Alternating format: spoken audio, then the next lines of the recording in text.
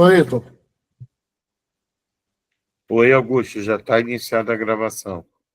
Pronto, Tanto aqui quanto pelo sistema, pela, pelo estúdio.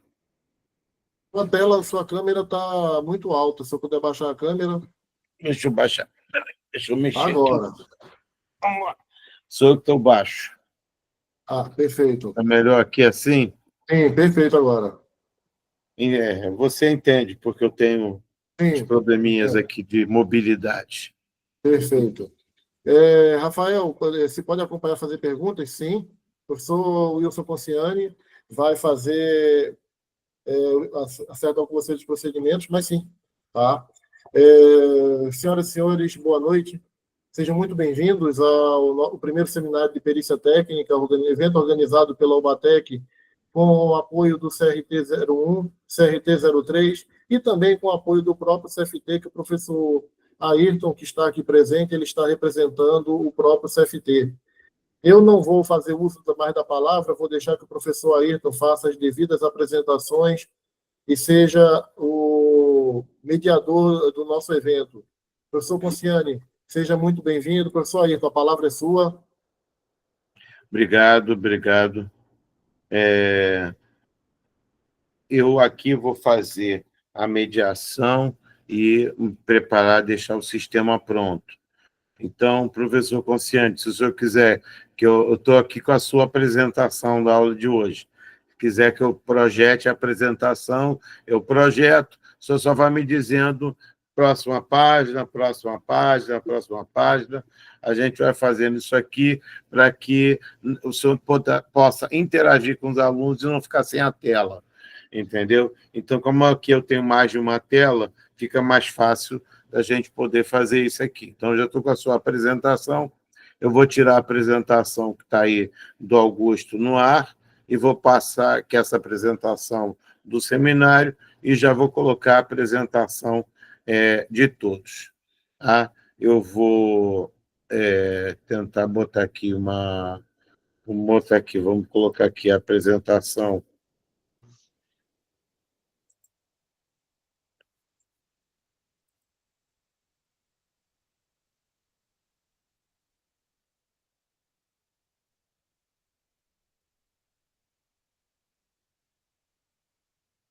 Perfeito, Ailton. Obrigado. Eu já vou botar aqui em modo tela cheia para todos, e é só ir pedindo para eu ir passando os slides, que à medida que a aula foi evoluindo, eu vou só transmitindo os slides daqui. Muito obrigado pela sua colaboração. Queria agradecer também ao Augusto pelo convite. Sempre é um prazer estar com os colegas técnicos. Entre técnicos, as coisas fluem mais facilmente. Eu vou, se vocês me permitirem, fazer uma breve apresentação. Meu nome é Conciani, esse é o meu sinal. Eu tenho 1,82 m, peso 79 quilos, estou usando uma camiseta marrom, uso óculos, o cabelo é grisalho, sobrancelha é grisalha, sou um moreno alto, né? Estou bem magrinho. E nossa discussão hoje aqui vai numa linha bem tênue, bem tranquila. Nós não vamos trazer nada absurdamente complexo, nem muito simples. O que a gente vai fazer é um olhar sobre essa questão das perícias ou das vistorias, né? É uma confusão grande entre essas duas coisas e a gente precisa esclarecer um pouquinho o que é uma coisa, o que é uma outra, quando a gente atua. Hoje, eu sou perito judicial do Estado de Mato Grosso, né? Atuo, às vezes, como auxiliar de perícia, mas, em sua maioria, o meu trabalho é de vistoria. Então, aí, por favor, vamos botar o próximo slide para a gente colocar aqui em que contexto nós estamos.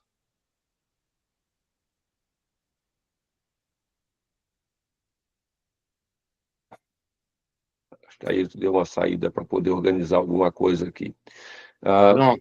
Mas é o contexto... Perfeito. Só o próximo slide, por favor. A questão aqui para a gente, nós vamos partir de um pressuposto, e o pressuposto nosso é: existe uma edificação que ela apresenta não conformidades ou patologias, e aí a gente pensa assim, como proceder para acionar a justiça? Então, existem vários caminhos, e o primeiro caminho é o Código de Defesa do Consumidor, o segundo caminho é o Código Civil, mas a gente precisa começar a pensar o que é uma não conformidade e o que é uma patologia, né? Patologia, quando a edificação apresenta algum problema que não é decorrente da falha do projeto. Exemplo, a pintura está esfarinhando. Pronto, isso é uma patologia, ela não podia, ela tinha que estar lisinha, perfeita, filme liso, cor firme. Não estando nessa condição, é uma patologia. Não conformidade. A pintura devia ser em tinta acrílica e foi feita com tinta PVA. É uma não conformidade.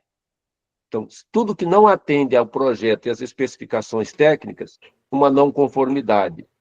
Tudo aquilo que é uma falha, que decorre de algum problema que surgiu na edificação, por exemplo, uma goteira, é uma patologia.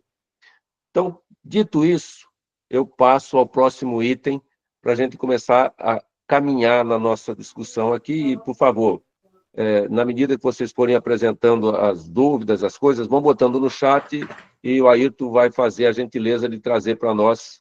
Se for preciso interromper, ele interrompe, senão a gente faz no final.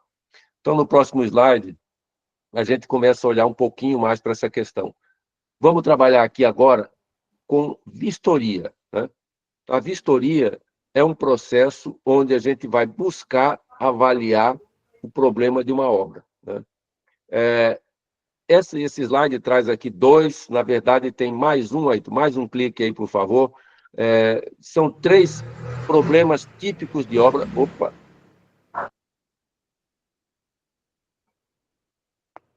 Deu um clique aqui. São 3 problemas típicos de obra, né? Nós temos uma situação em que a gente tem o descolamento de um revestimento, né, placas de revestimento. Nós temos a situação em que a pintura está manchada por problemas de infiltração. Professor Conciani, me permita, professor Ayrton, a apresentação dele caiu. Você quer que eu coloque aqui, Ailton? Pode ficar tranquilo, eu coloco aqui, se você achar que pode ser. Vamos lá. Deixa eu colocar aqui.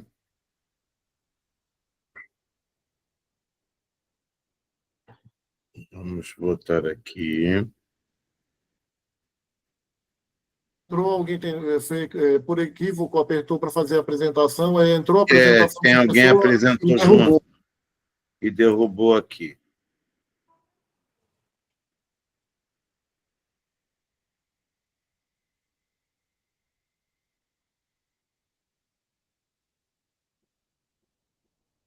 Perfeito, é isso.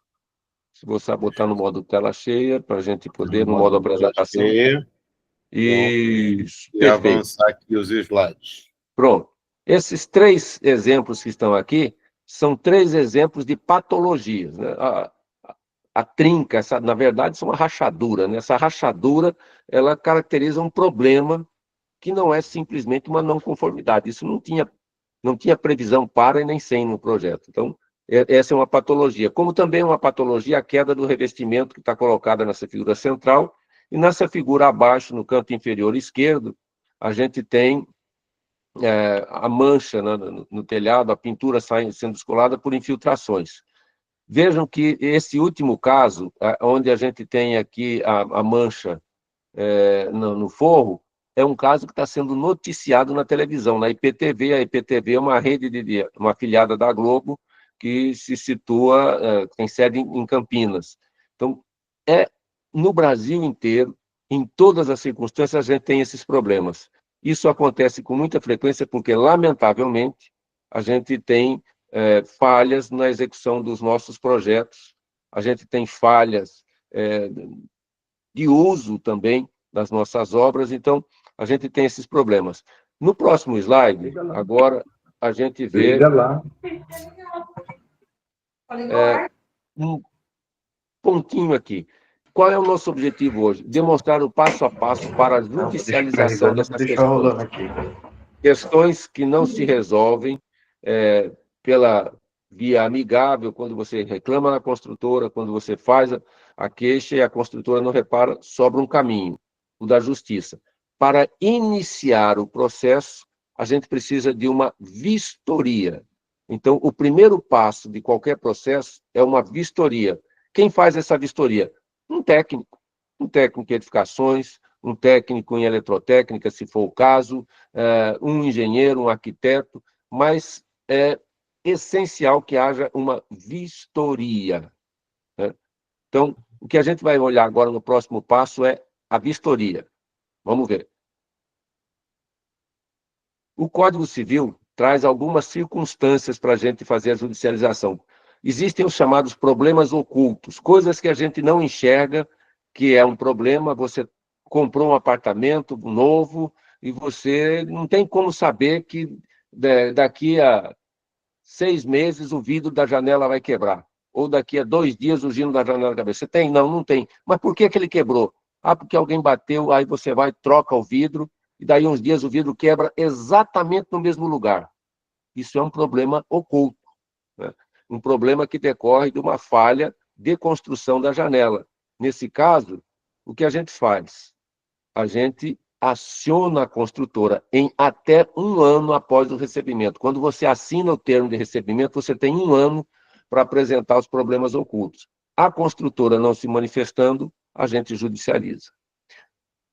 No que se refere à segurança e solidez da edificação, a gente tem 5 anos para recorrer. Então, o Código de Defesa Civil estabelece que nós temos 5 anos para garantir a solidez e a segurança do imóvel. Solidez, aquela rachadura que tinha nos slides aí anteriores, ela indica a falta de solidez. Olha, rachou, pode cair, né? Não tem solidez. Segurança, incêndio, inundação, né? A própria queda do telhado, está caindo uma telha, vai machucar alguém, tem curto-circuito, são questões de segurança. Então, até 5 anos, a instituição que entregar, a empresa, o vendedor, eles são responsáveis por isso. Obviamente que isso implica no tal do responsável técnico, e a gente conhece alguns que devem estar aqui acompanhando essa nossa fala. Existe uma outra circunstância, e aí o Ailton vai pressionar para a gente aqui, para a gente ver mais um passo. Problemas aparentes. No ato do recebimento, eu preciso me manifestar. Então, na hora de receber, eu posso não receber, ou eu posso receber condicionalmente. Recebo condicionalmente se aquele piso que está quebrado for trocado. É um problema aparente. Eu vi a cerâmica estar quebrada, eu vi o azulejo quebrado, eu vi a pintura manchada, eu vi que a tomada não tem energia. É um problema que a gente resolve, né? Isso aí é na hora. Eu faço o termo de recebimento, ou eu me nego a receber, ou eu registro no termo de recebimento todos os problemas, e aí a construtora ou quem estiver vendendo se responsabiliza em corrigir esses problemas. Alguém está perguntando de vistoria de compra de imóveis com mais de 10 anos. Vistoria sempre. Existe uma norma específica para imóveis novos e existe a vistoria para qualquer imóvel. A gente vai ver isso daqui um pouquinho. O Código Civil ele também trata de uma outra questão que é bem delicada, a questão da perfeição. Então, aí, o próximo slide, por favor. O próximo clique, né? Uhum. Só um Próximo minuto. clique. Pois não. Então, a gente vai ver aí a questão da perfeição. O Código Civil trabalha também com essa questão da perfeição da obra. A obra tem que ser perfeita. Eu paguei por uma obra perfeita, eu tenho que receber uma obra perfeita. O que é uma obra perfeita? É aquela que não apresenta defeitos, problemas aparentes, problemas ocultos, que não apresenta não conformidades de projeto. Isso é perfeição. Então, isso deve ser visto de imediato. Primeiro passo, perfeição da obra. Segundo passo, problemas aparentes no ato do recebimento. Terceiro passo, problemas ocultos ou segurança e solidez em 5 anos. Como alguém perguntou aqui, agora o que eu faço se o imóvel tem mais de 10 anos? Então, vamos no próximo passo. No próximo slide, a gente trata um pouquinho dos tipos de vistoria, né? Que tipos de vistoria que a gente tem? A gente tem a avaliação da entrega de imóveis novos, novinho, novinho. Esse é um campo de trabalho fantástico. Aqui em Brasília, onde eu moro, o pessoal cobra entre 3 e 4 mil reais para fazer o pente fino no apartamento no dia da entrega. Então, são os técnicos de edificações que vão lá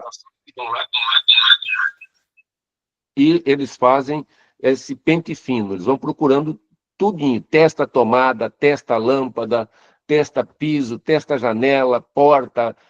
Eles fazem um pente fino delicadíssimo, procurando por não conformidades, defeitos aparentes, né? Então, é o que a gente pode fazer no momento da entrega. E eles fazem um relatóriozinho que o cliente apresenta à construtora junto com o termo de recebimento. A segunda questão é da avaliação da solidez e segurança das edificações. Nesse caso, a gente usa a NBR 16747/2020. Vejam, aqui eu estou preocupado se o prédio vai cair, se o prédio vai pegar fogo, se o prédio vai ser inundado, né? Se não tem problema de doença dentro do prédio, se eu não vou ser contaminado. É a segurança das edificações ou a sua solidez. É um caso típico em qualquer situação, e aqui se enquadra aquela questão dos 10 anos que alguém falou e agora. Esta é uma vistoria que a gente pode fazer nessa condição. Existem outras possibilidades. Projeto de manutenção. Todos os condomínios têm obrigatoriamente que ter um plano de manutenção. Se ele não tem, como é que eu vou fazer o plano de manutenção? Primeiro, eu faço uma vistoria. Levanto todas as condições do prédio, todas as suas não conformidades, todas as suas patologias, todas as suas falhas, né? A NBR 17170 trata muito de falhas. Eu faço esse levantamento, a partir disso, eu estabeleço o plano de manutenção. Esse plano de manutenção prevê desde as questões de conservação, como limpeza, lavagem de escada, lavagem de caixa d'água, limpeza de telhado, até as questões mais complexas. Troca de lâmpada, troca de tomada, revezamento das bombas de incêndio, revezamento das bombas de recalque. Então, o plano de manutenção só tem como fazer se eu conhecer em que estado está o prédio, em que condições de manutenção ele está. O próximo item é condição de usabilidade e manutenibilidade. Também usando a NBR 16747/2020, a gente precisa determinar o prédio está em condições de uso? Não, não está em condição de uso. Ele tem vazamento de água para todo lado, ele tem risco de curto, não tem a menor condição da gente morar aqui porque tem mofo para todo lado. Então, é uma condição de usabilidade, né? E manutenibilidade. Esse é um termo muito importante. E a gente nem dá bola. Como é que eu limpo a caixa de gordura? Simples, eu vou lá, levanto a tampa, tiro a gordura, coloco na caixa do lixo compostável e acabou. É assim? Deveria ser assim. Em muitos casos, a gente não sabe nem onde está a caixa de gordura. Sifão, onde estão os sifões? Não, eu botei aquele, vou usar um termo regional aqui, gogó de ema. O que é isso? Aquele tubo de PVC sanfonado que as pessoas usam a lugar e a moda de um sifão. Não serve. Isso não dá condições de manutenção. Eu preciso lavar, tirar o sifão para lavar pelo menos uma vez por semana, pelo menos uma vez por mês, em caso extremo. Como é que eu vou tirar aquela coisa? Não, não tem como. O Alex está dizendo que na região dele se chama traqueia. Então, avaliar as condições de usabilidade e manutenibilidade é também uma das condições, uma das formas da gente empregar a 16747, fazendo uma vistoria detalhada, onde é possível usar e o que é preciso fazer para que o prédio se torne manutenível. Quer dizer, como que eu vou fazer para fazer manutenção aqui? Eu tenho uma caixa de gordura que tem uma tampa de concreto que é pesadíssima, eu preciso sempre de chamar alguém para tirar. Não tem condição de manutenção, né? Caixa de eletricidade, só Deus sabe onde fica, né? Então, são questões que a gente tem que resolver e tem que levantar quando o objetivo for usabilidade e manutenibilidade. Existe uma coisa que se chama imóvel concedido ou alugado. Eu estou alugando minha casa, meu apartamento, e como é que eu entrego para o inquilino? Eu faço um termo de vistoria. A vistoria quem faz? É um técnico. Um técnico de edificações vai lá, faz a vistoria. Lamentavelmente, o Cresce permite que também os corretores de imóveis façam essa vistoria. É interessante porque eles sabem olhar assim, a janela está quebrada, a pintura está isso. E a corrente elétrica, como está? Não sei, porque não é da minha competência. E a pressão de água? Não sei, porque não é da minha competência, né? Então, aqui a gente tem uma questão importante, que é quem faz precisa saber o que está fazendo. E recebimento, competência técnica dos corretores de imóveis, ela é dada em lei, e eles têm direito de fazer essa vistoria de entrega de imóveis. Assim como também têm direito de fazer avaliação financeira, custo de imóveis. Bom, então aqui, tanto para entregar o imóvel para o inquilino, como para receber de volta do inquilino, eu preciso de fazer uma vistoria. Então, é muito tranquila, mas é preciso que a gente faça uma vistoria cuidadosa. Nós temos feito vistorias para a entrega de obras um pouco maiores, para sedes bancárias, para sedes de prédios públicos, e a gente tem encontrado problemas enormes porque não houve uma vistoria de entrega para o inquilino adequada. O inquilino trocou o forro. Uai, mas não, era esse mesmo. Mas como era esse mesmo? Não trocou. Não, você não trocou. E fica aquela coisa, trocou, não trocou, fiz, não fiz. Essa mancha no piso tinha, não tinha. Então, o adequado é um técnico vai lá e faz a vistoria tecnicamente seguindo a norma 16.747. Registra todas as condições de funcionamento. E aí sim, um corretor de imóveis pode ir junto e dizer assim, eu quero que registre que essa torneira é da marca Deca, eu quero que registre que aqui tem um vidro amarelo. Tudo bem, essa parte os corretores de imóveis fazem muito bem. Agora, a gente precisa saber o seguinte, o vidro é temperado ou é simples? O quê? O vidro quebrou e o inquilino trocou por um inferior. Então, a torneira é automática ou ela tem volante? Não, ela é automática. Automática elétrica ou automática de pressão? São pequenos detalhes que nos cabe, enquanto técnicos, fazermos essas vistorias no momento da entrega ou do recebimento de um imóvel. Então, esse é um ponto importante. E, finalmente, eu quero tratar aqui, é preciso um projeto para vistoria, se o prédio e a residência não tiverem... olha, o ponto de partida é um projeto, agora, são inúmeros imóveis que não têm projetos. E, então, a gente pactua com o cliente. Nós vamos fazer aqui um as-built, a gente vai fazer um projeto como construído, a gente vai levantar as condições e vai te entregar uma planta do seu prédio, uma planta, um corte, enfim. O que a gente levantou, porque é muito bom que a gente tenha isso. E em imóveis mais antigos a gente tem dificuldade.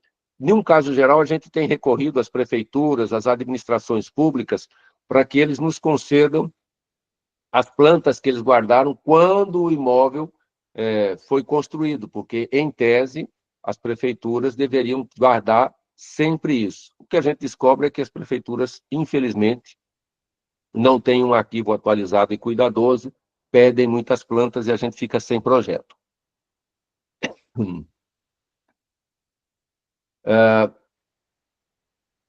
A questão da perícia é um outro ponto. Vejam que até a norma muda. Eu não uso mais a norma 16.747. Eu uso a norma 13.752.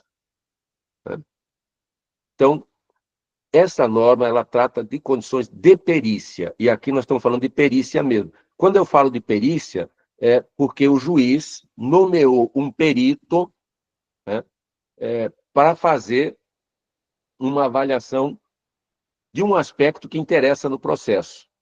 Raramente a gente pega um processo que tem que avaliar o prédio como um todo, ou a casa como um todo. Em geral, o juiz pede para a gente avaliar alguns aspectos específicos. Mas a norma 13.752 estabelece as condições para essa perícia.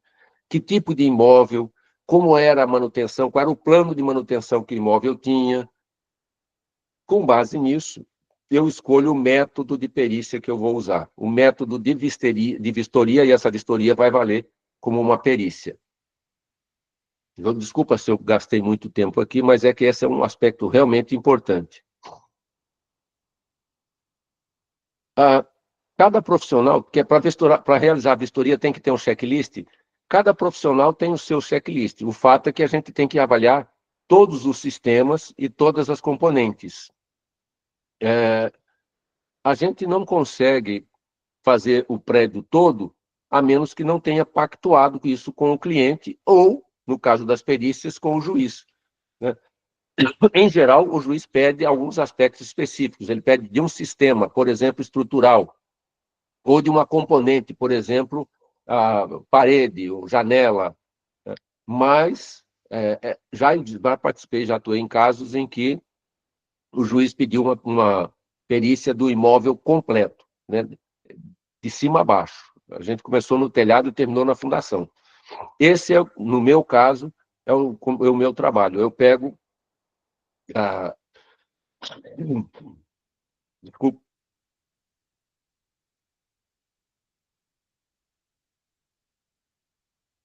Desculpa aí, pessoal. Bem, no meu caso, eu normalmente parto do telhado e vou descendo até a fundação. Eu vou pedir a vocês 2 segundinhos para eu pegar uma água aqui e já retorno. Só um minuto, por gentileza.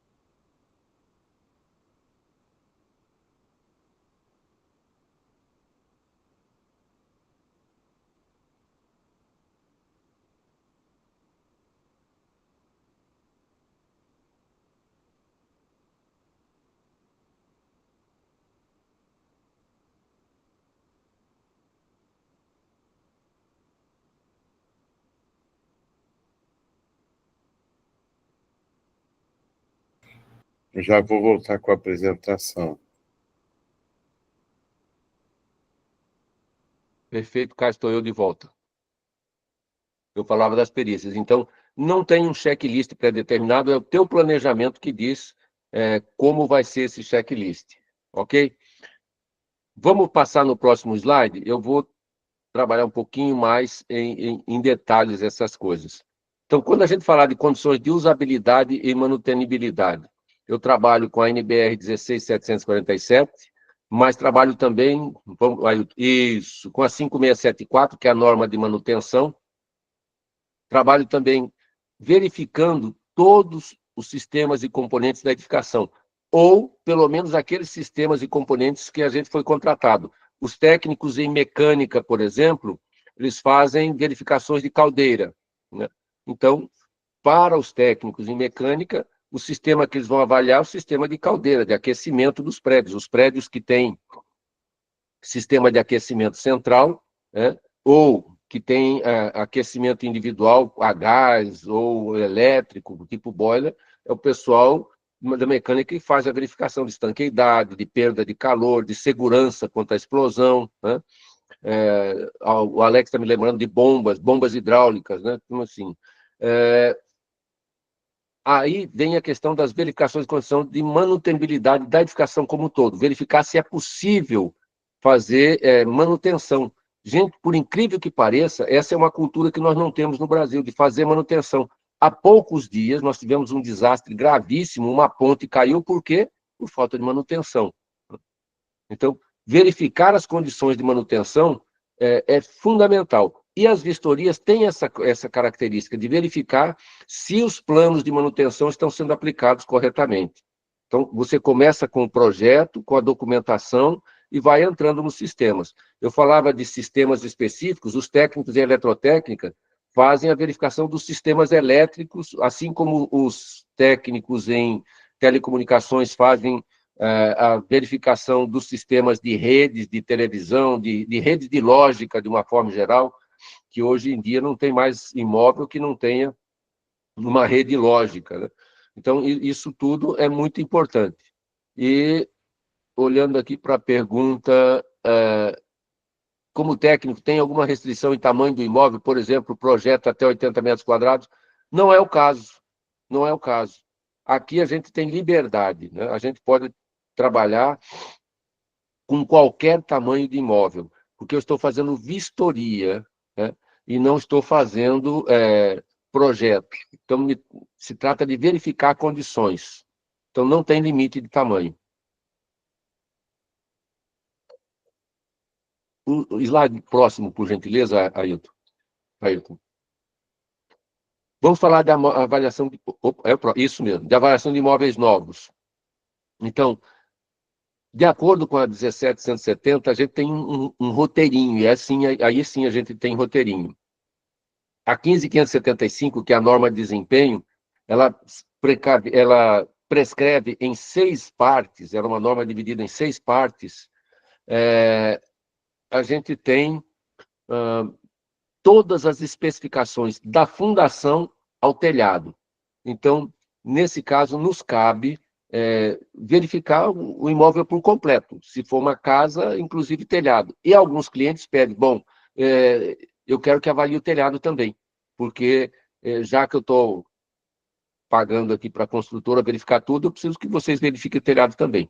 Então, primeiro ponto, conferir a documentação.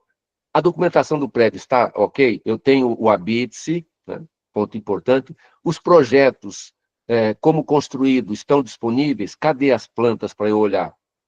Não só da minha unidade, mas estão disponíveis para o condomínio os projetos como construído de todo o prédio? Cobertura, escada, bomba de incêndio. Então, eu preciso saber, porque eu vou morar aqui, né? Ah, mas você não é... Não, isso é do técnico. Não existe uma tabela.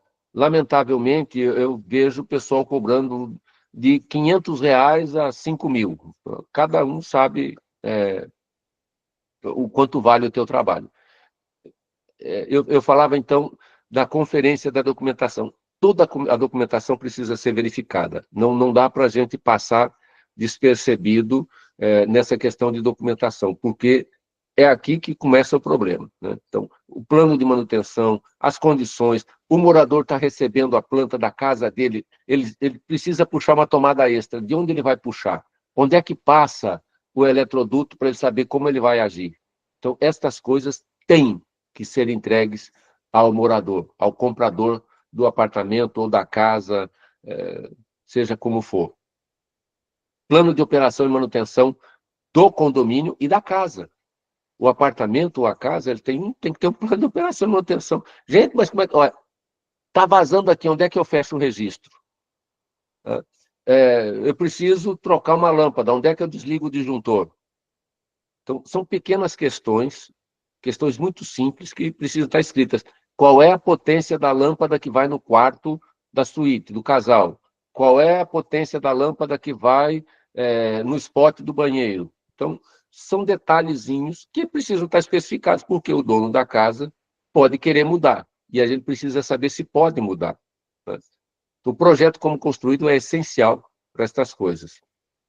E aí começa a etapa interessantíssima, verificação do funcionamento dos componentes. As lâmpadas estão ligando? As tomadas estão funcionando? Gente, nós fomos fazer uma vistoria uma vez, pasmem, tinha todas as tomadas. Quando a gente foi testar, a tomada não ligava, a gente foi ver os disjuntores, mas os disjuntores estão ligados. Vamos ver, tira essa tomada para ver o que está acontecendo. Sabe o que aconteceu?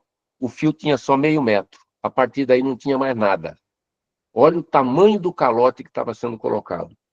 Então, verificar cada componente, cada sistema, porque, infelizmente, a gente tem muitos problemas, né? Então, verificar o funcionamento de todos os componentes. Janela, está abrindo e fechando bem? Porta, quando eu virar a chave, vai trancar a porta de verdade ou vai ficar enroscando? Eu preciso empurrar um pouquinho a porta, eu preciso levantar ou abaixar a porta para poder fechar. Todos os detalhes, né? Essa é uma inspeção que, em geral, a gente passa um dia inteiro dentro da unidade fazendo verificações. Piso, bate-choco em cada peça. Não tem desconto, bate-choco em cada peça. Azulejo, bate-choco em cada peça. Por quê? Porque eu preciso saber se essas peças estão bem colocadas, né? Então, verificar a qualidade da entrega. Estão me entregando toda a documentação? Alguma coisa ficou pendente? O imóvel está limpo, né? tem azulejo quebrado, piso quebrado, a pintura não está manchada, não está suja, as esquadrias estão todas em dia. É realmente verificar pedacinho por pedacinho do apartamento. No apartamento de 200, 250 metros quadrados, essa vistoria costuma durar em torno de 10 horas, porque, de fato, a gente verifica cada detalhezinho. Registro que abre, registro que fecha, ficou goteira, não ficou goteira, ficou pingando, tem mancha no piso, tem mancha no azulejo, né? Muitas vezes, na hora da limpeza, a pessoa usa o produto de limpeza errado para limpar um porcelanato, por exemplo, e queima o porcelanato. Acabou, né? Não tem mais como, tem que trocar a peça. Então, todo o cuidado, toda a meticulosidade. Em geral, a gente gasta em torno de 10 horas, né, de 8 a 10 horas, e mais umas 4 horas para conferir a documentação toda. Então, muito cuidado para fazer uma boa vistoria. Aqui é o primeiro ponto de partida para judicializar uma questão. Eu entreguei para a construtora a lista das não conformidades, das pendências documentais. No termo de entrega, elas foram registradas, a gente, em geral, junta o termo de vistoria ao termo de entrega e ponto. A construtora cumpriu as pendências, acabou, graças a Deus, passou a dor de cabeça. A construtora não cumpriu, lamentavelmente, a gente vai acionar. Escoamento de água de banho é um problemão, é verdade, é isso mesmo. Lamentavelmente, a gente tem esse problema e a gente tem que avaliar isso também, né? Vejam, sempre, sempre, sempre, sempre, verificar todos os detalhes. Por isso que eu digo, a vistoria demora bastante. Pressão de água, né? Em casas, a gente tem o problema de pressão de água. A pressão atende ao mínimo prescrito na norma? Mas quanto é o mínimo prescrito na norma? Ah, então vou ter que abrir a norma, né? Ah, tem esgoto, como é que a gente verifica? A gente verifica também a fluência, se não há refluxo de esgoto. A Darlis está perguntando aqui se é necessário TRT para o processo. Com certeza. Se não tiver a TRT, o juiz não acata o processo. Tá? Não precisa ser... não precisa ser um especialista, precisa ter um técnico que faça a TRT adequada. Né? Exatamente, Miriam. Isso acontece. Por isso a gente vai verificar. Bom, Ayrton, vamos no próximo? Solidez e segurança. NBR 16747/2020 é essencial. Aí entram algumas outras normas. 6118/2024, estruturas de concreto. Eu encontrei uma fissura. Qual é a abertura dessa fissura? Ela está dentro do que a norma aceita? Está. Então, olha, meu filho, isso aqui é uma não conformidade. Você tem que vir aqui, remover o revestimento e pronto, né? Mas é no pilar, mas não interessa. Está dentro da tolerância da norma, nenhum problema.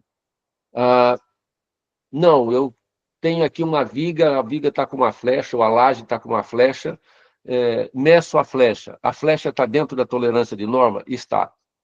Acabou o problema. Não tem discussão. Não está, está acima. Opa, está acima, é um problema de solidez e segurança. Né?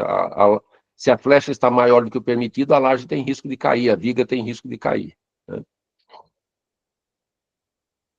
Também, Ronaldo. O pessoal está fazendo aqui, o pessoal está fazendo uma lista de problemas que se encontram nas edificações, de falhas, de não conformidades, e todas elas são muito realísticas e muito verdadeiras. A gente encontra essa situação com frequência. Então, eu estou colocando aqui uma lista de normas que a gente usa para avaliação de solidez e segurança, estruturas de concreto, instalações elétricas, esgoto, água fria, água quente, a 15575, que é a norma de desempenho, né? E a avaliação dos sistemas e dos componentes de edificações. Está preocupado, Jerry? O que está acontecendo, Jerry? Qual é a preocupação sua?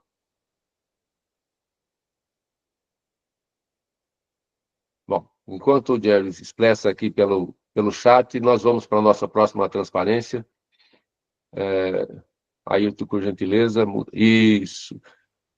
Vamos falar aqui das perícias, né? De perícias em imóveis. As normas são essencialmente as mesmas, exceto a 13.752 de 1996.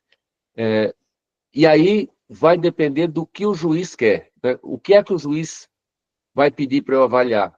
Qual é o sistema? Se for em sistemas elétricos, por exemplo, nós, das edificações, vamos ter dificuldade. Se for no sistema de aquecimento, o pessoal da mecânica que vai ter que resolver, né? Eu fui num prédio esses dias e um prédio tem 6 anos de entregue. Olha que inferno, 6 anos de entregue. E o pessoal está se queixando de que as coisas não estavam funcionando bem, estava vazando água da caldeira. Mas como vazando água da caldeira? Não existe vazar água da caldeira. Se a torneira... Não é o registro que não está fechado. Como assim? E aí tem furo na caldeira. Isso não foi feito antes dos 5 anos. Eles perderam a oportunidade da garantia. Vejam que problemaço, né? Teria que ter sido feito logo na entrega, verificar perda de calor, e é um técnico em mecânica. Aí vem as perícias para ver de quem vai ser o problema. Vamos à próxima?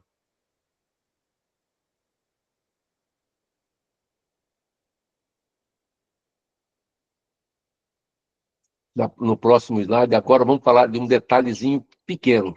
Inclusive a norma, a BNT faz confusão com essas duas coisas. Quando eu tenho um relatório técnico, qualquer evento, fato que tiver, eu posso relatar. Eu fiz uma vistoria, apresento um relatório técnico. E esse relatório tem um padrão. A BNT prescreve um conjunto de informações mínimas para estes relatórios. Não é assim, eu posso escrever do jeito que eu quiser, botar fotografia e está resolvido. A ABNT tem um padrão, e a gente tem que seguir esse padrão na hora de entregar o relatório técnico. Mas e o laudo? Porque o cara, eu contratei aqui um engenheiro, um técnico, um arquiteto, um louco, ele veio aqui e fez um laudo. Só perito faz laudo para o juiz. Porque se ele não estiver fazendo um documento jurídico que vai ser incorporado ao processo judicial, não é um laudo. Laudo, até o papel é diferente. A gente escreve não em formato A4, mas a gente escreve em formato ofício. Então, aqui tem algumas coisinhas que a gente precisa prestar atenção. Laudo é um documento jurídico que traz informações técnicas solicitadas pelo Poder Judiciário em formato próprio, geralmente respondendo a quesitos específicos ou resultado de uma perícia técnica. A gente pode ver isso no Código de Processo Civil, no Decreto-Lei 5869, de 1973. Tá? Então, um relatório técnico é maravilhoso, é o que a gente faz rotineiramente. Se o meu relatório está respondendo a um quesito do juiz e vai fazer parte de um processo jurídico, então ele é um laudo técnico. Tem uma pequena diferença entre eles. Quem comanda o laudo técnico é o juiz, não sou eu. O juiz vai me dizer assim, existia uma lâmpada queimada no quarto? Aí eu vou responder, sim. A lâmpada queimou porque houve um curto-circuito? Sim. O curto-circuito foi causado por falta do sistema de proteção? Sim. E aí a gente vai dizendo. E, obviamente, que nos cabe, mais do que o sim, colocar circunstâncias em que isso está acontecendo. Né? O Rafael está dizendo que observamos muitos pareceres de engenheiro corretor com um assistente técnico chamando de laudo. Qual o problema? Nenhum. Se ele é assistente técnico do perito, ele é o assistente técnico do perito. É perito também.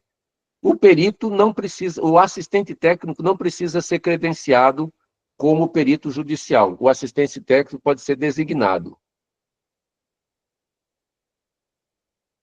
Não, Código Civil é uma coisa, Código do Processo Civil é outro. Bom, aqui você falou Código do Processo Civil. Eu não vou me arriscar porque não é a minha área. Eu simplesmente coleto as informações que o juiz me prescreve. Então, se tiver errado, eu peço desculpa, posso até conferir. Tá? O assistente técnico é um perito auxiliar. Ele não é designado pelo juiz, mas o juiz tem que aceitar. Então, se eu designar, seu juiz, o perito foi fulano de tal, mas eu quero designar um assistente. Eu gostaria de designar fulano de tal. Então, o juiz diz, ok, eu acato, você pode colocar, não tem nenhum problema. Tá?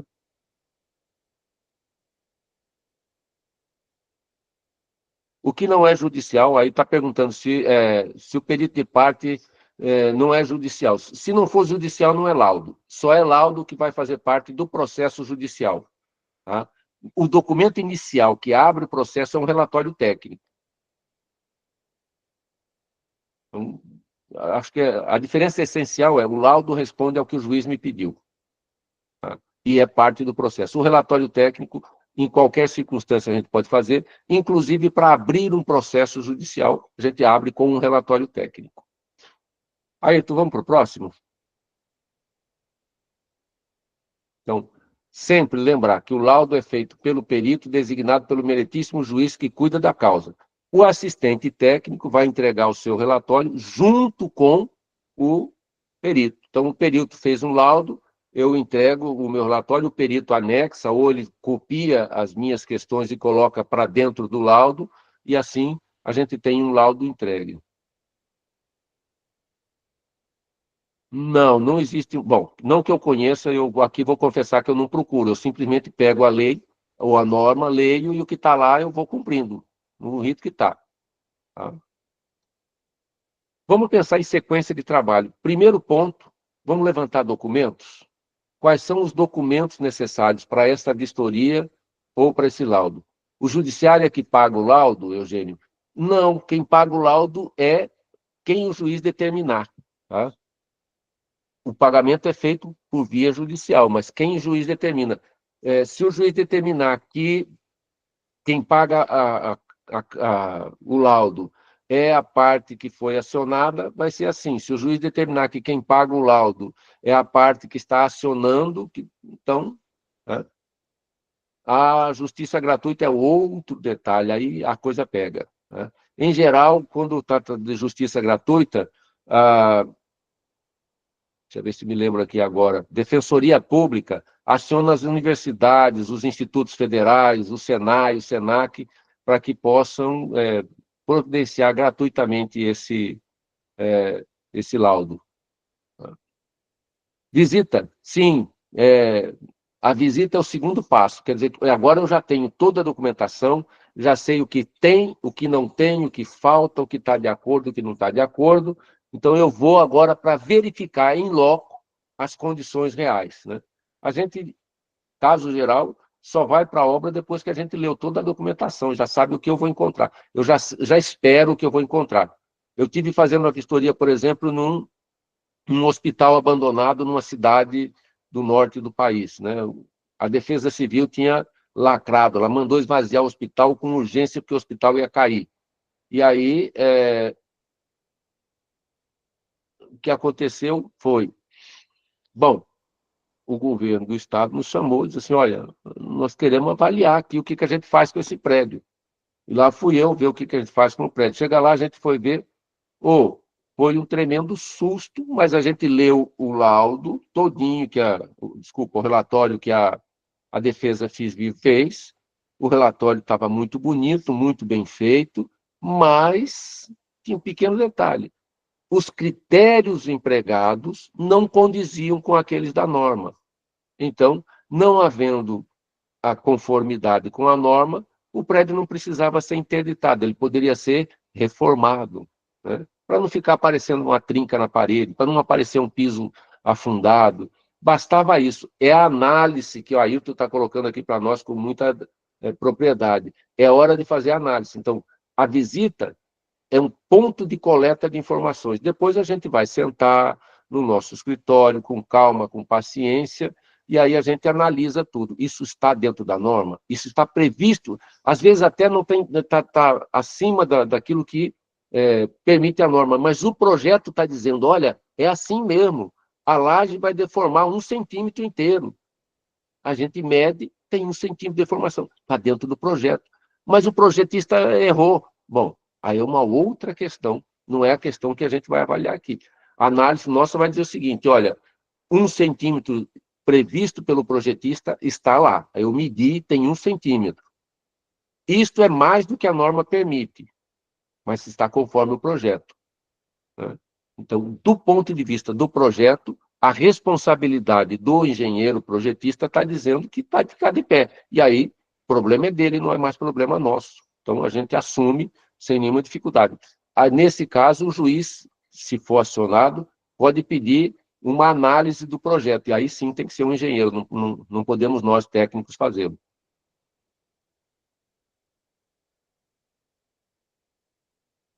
E aí vem a fase do relatório ou laudo.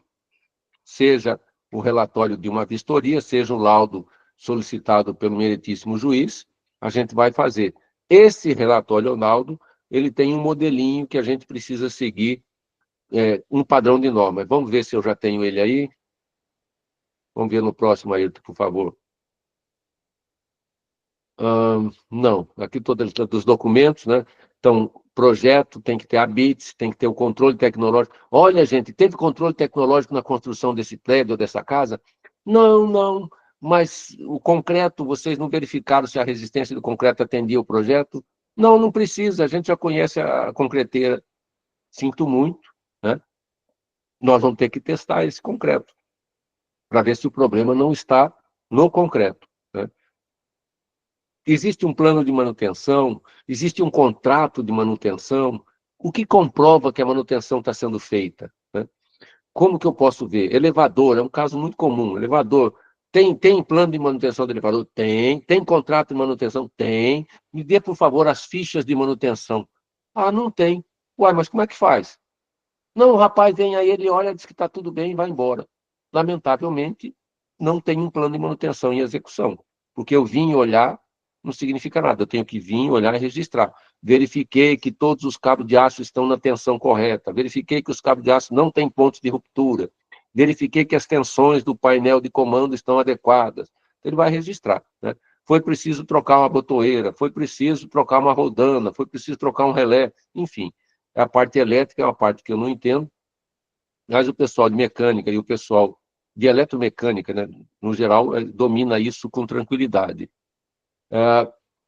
Se já tem um relatório anterior de vistoria, em que estado estava, o bombeiro fez algum relatório, a Defesa Civil fez alguma vistoria, emitiu algum documento de interdição ou de liberação, né? O bombeiro deu alvará de ocupação, de uso, já teve reforma, as reformas foram registradas, então a gente procura juntar toda a documentação para que a gente possa começar o trabalho tendo as informações necessárias e corretas.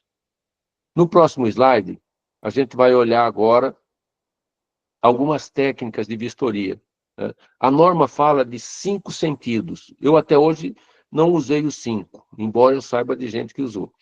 Mas o primeiro sentido essencial é a audição, né? Eu estou usando aqui o exemplo do bate-choco, mas tem diversas outras coisas que a gente pode ouvir em uma obra, né? Você entrou na obra e está escutando um zoado. De que é esse zoado?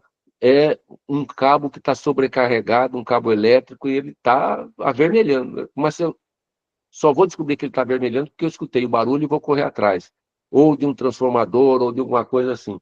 Então, audição é um sentido que tem que funcionar bem nas nossas vistorias.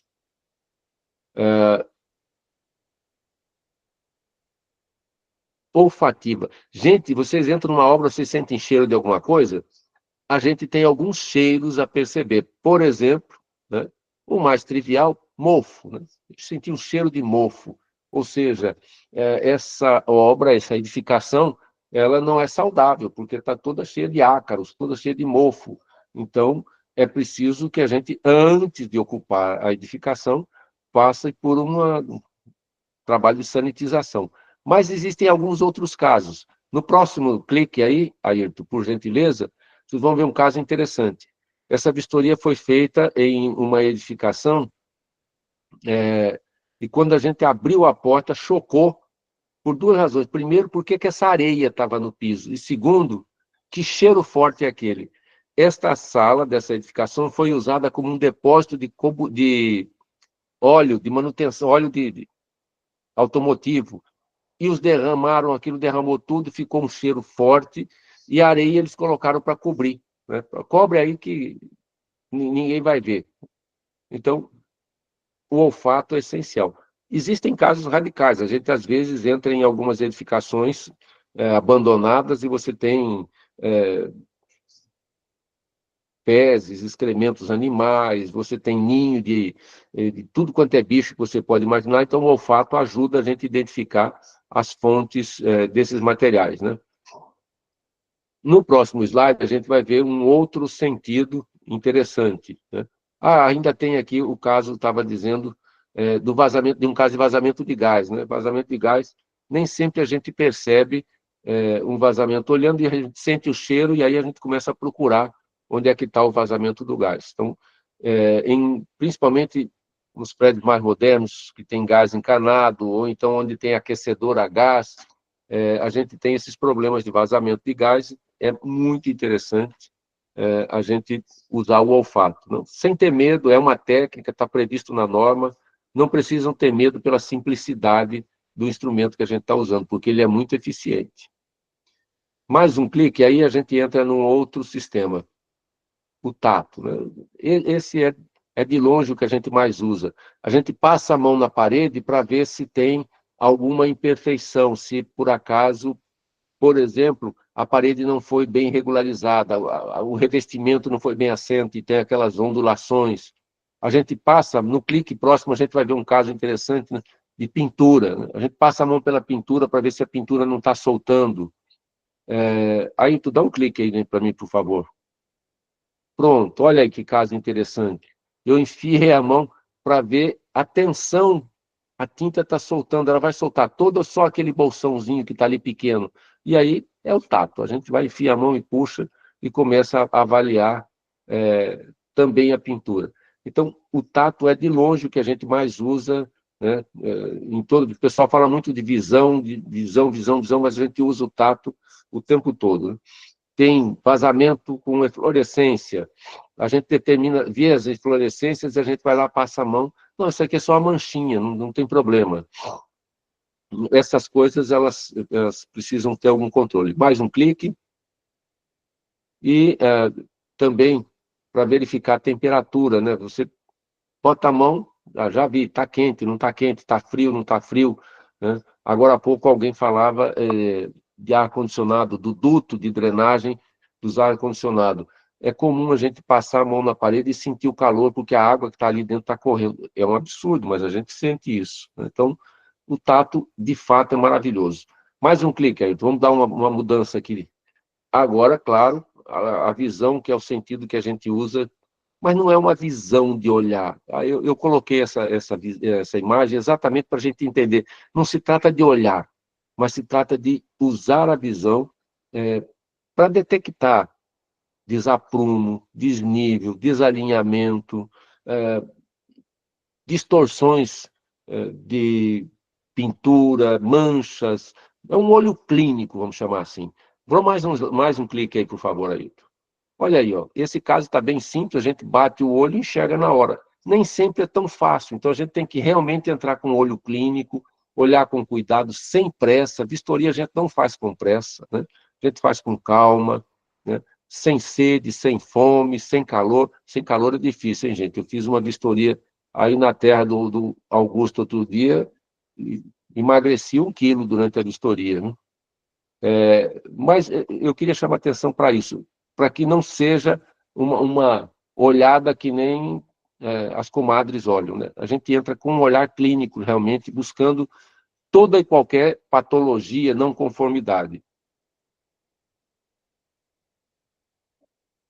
Não tenho nada contra as comadres, mas é preciso que a gente faça as nossas vistorias com um olhar diferente. Esta imagem que a Ailton colocou aí agora, ela tem duas patologias. Uma se chama eflorescência, quer dizer, a infiltração está tirando os ligantes que estavam na argamassa. Pela falta desse ligante, a argamassa começou a desagregar. Então, vocês olham que tem uns buracos, e esses buracos eles são exatamente a desagregação da argamassa. Vai perdendo a finalidade de proteger a parede, né, de proteger o painel de fechamento. Então, é esse olhar clínico que a gente precisa, saber diferenciar o que é desagregação, o que é eflorescência, o que é só uma mancha de umidade. Né? Vamos mais uma, Ailton? Aí uma manchinha, né? Essa aqui é só uma mancha, isso aqui é um problema de estanqueidade da janela aí, ou ou alguém que foi limpar a janela jogou água e a água se acumulou nesse lugar, enfim. Olhar clínico, é bater o olho procurando as coisas, né? Às vezes eu viajo com a minha esposa para a gente vistoria, ela fala assim, esse olho aí procura ver cada coisa que a gente não enxerga. Vê até teia de aranha. Teia de aranha, quem enxerga é quem está comandando a limpeza. O meu trabalho é outro. O meu trabalho não é enxergar teia de aranha, é enxergar mancha, eflorescência, desagregação, fissuras. Né? Ah, mas a fissurinha é só 0,1 milímetro. Não tem problema, é uma fissura. Eu tenho que registrar. É a minha obrigação, é para isso que estão me pagando. Mais uma aí. Bom, eu vou tratar aqui de casos à parte, né? Nem sempre a gente precisa e nem sempre a gente tem equipamentos de apoio. No Instituto Federal de Brasília, nós desenvolvemos um método que está sendo assumido agora pela Secretaria de Patrimônio da União, de vistorias apoiadas por equipamentos. Porque, às vezes, a gente encontra situações que a gente não consegue explicar e eles têm protocolos próprios. Vai demolir, não vai demolir, vai mexer, não vai mexer. Eles têm que justificar o uso do recurso público para manutenção. Então, a gente está fazendo vistorias apoiadas com equipamentos. Nessa fotografia maior da esquerda, vocês estão vendo um multímetro e um punhado de fio esparramado. Então, a gente vai verificar se tem curto. Ah, mas não está energizado, mas eu consigo, com esse aparelho, verificar se tem curto. Eu consigo verificar corrente, eu consigo verificar tensão. Então, assim, são oportunidades que a gente tem de verificar se as coisas realmente estão caminhando bem. E aí tem um outro detalhe aqui que é visual, gente. As cores dos fios, elas estão de acordo com a norma? Se vocês olharem esses fios, vocês vão ver que eles não estão de acordo com a norma. A norma estabelece cor para fio neutro, para fio terra, para fio fase, para retorno, todos têm cores apropriadas. Então, isso é o olho clínico que eu falava agora há pouco, é bater o olho, nossa, está cheio de gambiarra. E, claro, problema grave. Os fios não estão nas cores prescritas pela norma. As emendas não estão feitas de acordo com o que está prescrito na norma. Eu medi a tensão, devia ser 220 e está 206, 207. Está muito abaixo do padrão fornecido pela concessionária. Então, a gente começa a fazer inferências, mas que elas estão medidas para comprovar. Né? Essa fotografia na direita, vocês estão vendo uma câmera fotográfica e estão vendo uma fotografia. Essa câmera fotográfica é uma câmera infravermelho e ela gera termogramas. Então, é uma fotografia que mostra a variação de temperatura no espaço. Nesse caso, é um fio. O fio que está na fotografia, ele está com a temperatura de 32,7 e o engenheiro eletricista que estava acompanhando nessa vistoria, ele diz assim, isso não pode. Esse fio tinha que estar no máximo, a 20 graus. Né? Eu não sei dizer, os técnicos eletrotécnicos é que sabem dizer se a coisa está bem ou não. Esses cabos aqui, sim, Rafael Viana, sim, aqui é uma questão de segurança, né? Segurança contra choque, segurança contra incêndio, então aqui não atende às condições de segurança nem de longe, né? É a condição de segurança, certíssima a sua afirmação, é isso mesmo, Rafael, perfeito. Vamos no próximo slide. Aqui a gente está usando dois equipamentos de apoio diferentes, a fotografia da esquerda, essa que tem um aparelhinho encostado na parede, isso aí, muito obrigado por me mostrar daí. Isso se chama pacômetro, é um equipamento que funciona com ultrassom, a gente está fazendo ultrassom da parede, para quê? Porque a gente quer descobrir se essa trincazinha que está aparecendo aí ao lado do pacômetro, ela é devido a um eletroduto, a um cano, ou a uma ferragem de um pilar, por exemplo. Então, a gente passa e o aparelho diz o que é que tem por trás, né? E a profundidade em que ele está. Então, a gente tem condição de avaliar o que está acontecendo sem precisar quebrar a parede, porque cá entre nós, quebrar a parede sempre é problema, né? Então, vamos lá. O Marco Aurélio está perguntando aqui a questão de cabo mal dimensionado. Marco Aurélio, para os técnicos em eletrotécnicas, dizer se um cabo está mal dimensionado é tranquilo, para mim não. Então, em alguns casos, eu costumo chamar para me acompanhar um técnico eletrotécnica, um engenheiro eletricista, né? Um engenheiro mecânico, às vezes, ou um técnico em mecânica, quando a gente tem problema de caldeira, quando tem problema de elevador, porque são assuntos que fogem da minha capacidade. Né? Fabiano, se você puder escrever ali, melhor, se for possível. Esta imagem da direita no alto aqui, ela está mostrando um nível laser comum, convencional, né? O que a gente quer saber? Eu estou com a suspeita de que essa parede está inclinando. Então, eu coloco o nível laser e eu vou medir quanto ela saiu do prumo, né?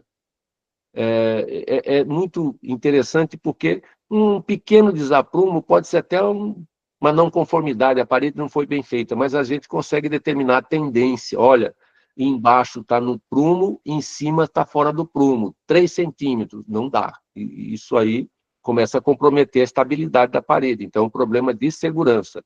A mesma coisa com o nível, o piso afundou, a laje está fletindo, então a gente usa o nível laser para medidas, né, de desaprumo, de desalinho, de desnível. Essas coisas, elas contribuem bastante para a gente ter uma vistoria com dados essenciais, principalmente quando for o caso de perícia, ter medidas é muito importante, né? Embora a norma admita que a gente use apenas os 5 sentidos, mas cada dia mais e mais os juízes estão buscando números para poder dar clareza nos seus pareceres. Então, sempre que possível, usem equipamentos de medida. Mas eu não tenho um prumo laser. Mas você tem um fio de prumo. Mas eu não tenho um nível laser. Mas você tem uma régua de alumínio de boa qualidade e você tem um nível de bolha de boa qualidade. Então, a gente pode usar outros equipamentos. Eu estou colocando esses casos porque agora, na mania da modernidade, da facilidade, esses equipamentos realmente facilitam a vida da gente tremendamente. No caso do pacômetro, antes do pacômetro, a gente metia marreta, quebrava a parede e pronto, né? Deixa lá um buraco que tem que vir tampar depois. Então, talhadeira e marreta é equipamento que a gente usa em vistoria. Agora nós estamos usando o pacômetro, tem facilitado o nosso trabalho. Ok? Podemos ir? Vamos lá para o próximo. Aqui a gente tem, para vistorias estruturais de solidez, 2 equipamentos muito simples. O que está na fotografia da esquerda, essa reguinha, ela se chama fissurômetro. O fissurômetro permite a gente determinar a medida exata da fissura. E até dizer se ela é uma fissura, se é uma trinca, se é uma rachadura, porque aí tem as escalas e aí a gente compara o valor com o que está na norma e a gente diz, é fissura, rachadura, trinca, né? E a extensão. Estas coisas são importantes, porque a direção de uma fissura ou de uma trinca costuma dizer qual é a razão dela, né? A gente pode ter um indicativo da razão pela qual a fissura aconteceu, a trinca aconteceu, olhando a direção, o tamanho, a posição e a abertura. Aqui tem a pergunta do Aldenberg, em relação a estar fora do nível e prumo, pode ser por mão de obra desqualificada também? Com certeza, não tem a menor dúvida. Tá? O que a gente precisa avaliar, nesse caso, é se esse desaprumo ou esse desnível comprometem a segurança da obra ou só comprometem funcionamento. Por exemplo, alguém falou lá no início, quando a gente estava começando, do piso do banheiro, que a água corre para o lado contrário e não para o lado do ralo, né? Então, nesse caso, é um problema de funcionalidade, não compromete a segurança. Mas a gente tem casos em que compromete a segurança. Tá? Paredes, muros, né? Com frequência, a gente encontra paredes e muros com um nível de desaprumo tão significativo que põe em risco a segurança do imóvel. Na fotografia da direita, essa na vertical, o que a gente está fazendo é medir a resistência do concreto. Esse aparelho se chama esclerômetro, ele mede a dureza superficial do concreto. Com essa dureza, eu consigo estimar a resistência, então eu não precisaria furar, tirar um testemunho, levar para o laboratório. A gente usa o esclerômetro, é um equipamento rudimentar, mas é um equipamento que me dá uma medida confiável, pelo menos dos primeiros centímetros que tem aí, nos primeiros 3, 5 centímetros, já me dá uma medida razoável da qualidade desse concreto, né? E aí a gente encontra, às vezes, casos de assim, mas o concreto deu a resistência de 15 MPa e a norma fala que tem que ser no mínimo dos 25. Opa, mas vocês não são do tempo da NB1, né? A norma 1 dizia que eu podia ter concreto de 10 MPa, era concreto estrutural. Agora que a coisa mudou. Então, é preciso olhar também no tempo para saber se aquela construção está de acordo com o projeto que foi feito. Se aquele projeto que foi feito em 1960, 1970, garantia a segurança do imóvel, então não tem por que eu condenar agora só porque a norma mudou. No próximo slide, a gente vai ver mais uma situação. Aqui nós estamos usando 3 equipamentos de apoio diferentes. A fotografia inferior esquerda, esse sujeito que está com um fone de ouvido, isso se chama geofone, nós estamos procurando um vazamento.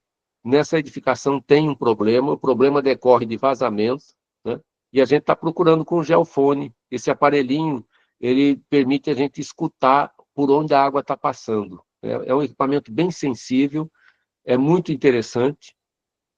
Eu já vi gente usando aquele de médico, né, o estetoscópio, não funciona tão bem, não. Isso aí funciona bem melhor. Mas quem não tem cão, caça com gato, né, minha gente?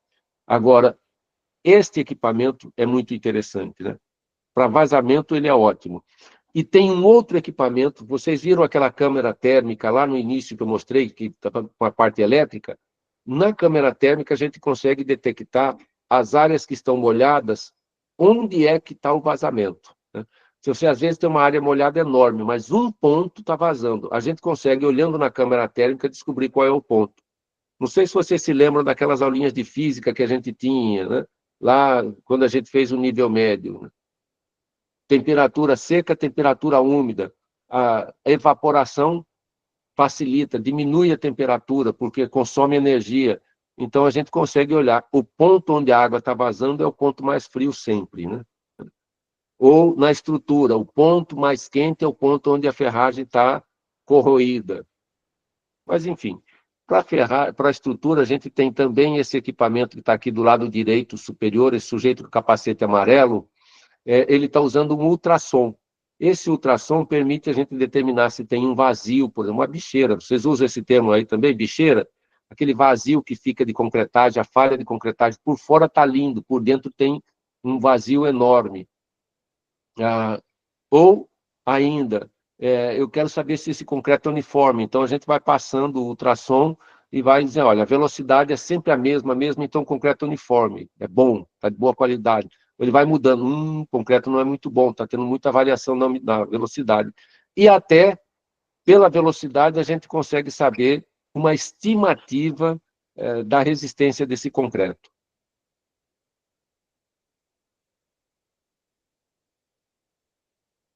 Esse manômetro que está aí é o que ninguém usa. É raríssimo ver alguém usar. Eu quero saber qual é a pressão de água. Está tendo golpe de ariete aqui na minha casa, e eu quero saber qual é a pressão, porque está estourando tudo.